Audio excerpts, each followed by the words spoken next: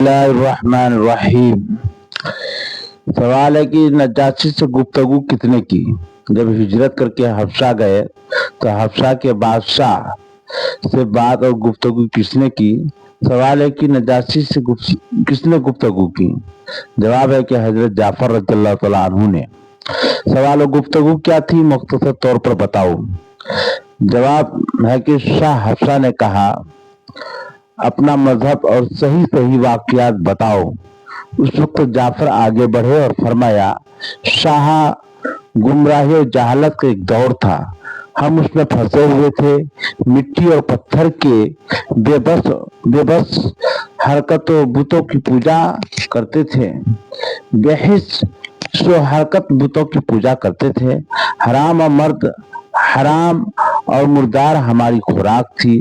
ہزاروں قسم کی بری باتیں، ہمارا شیوا، رشتہ داروں کے ساتھ بدسلوکی، پڑوسیوں پر ظلم، حلیفوں سے بدعہدی ہماری عادت ہو گئی تھی۔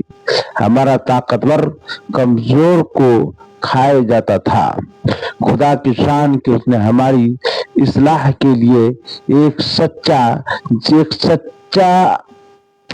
جس کے حسب و نسب سے ہم واقف، اس کی سچائی، دینداری، پاک دامنی سارے عرب میں مشہور، اس کے ایک خدا کی عبادت کی دعوت کی اور بتایا کہ ہم کسی کو اس کا شریک یا مددگار نہ مانیں۔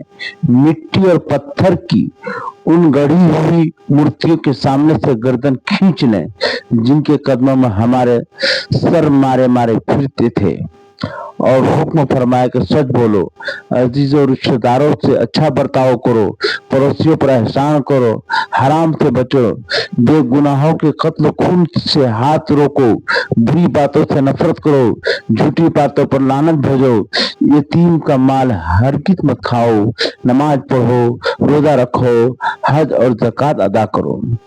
جناب والا، ہم ان پر سو جان سے ایمان لے آئے اور تہ دل سے ان کی تصدیق کی، اس کے سورہ مریم کی تلاوت کی اور حضرت عیسیٰ اور مریم علیہ السلام کے متعلق اسلامی عقیدہ کو واضح کیا۔ سوال، بادشاہ پر اس کا کیا اثر ہوا؟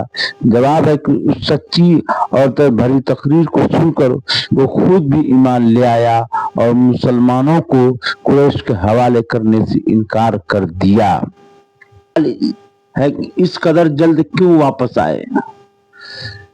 جواب ہے کہ ایک غلط خبر مشہور ہو گئی تھی کہ مکہ کے کافر مسلمان ہو گئے۔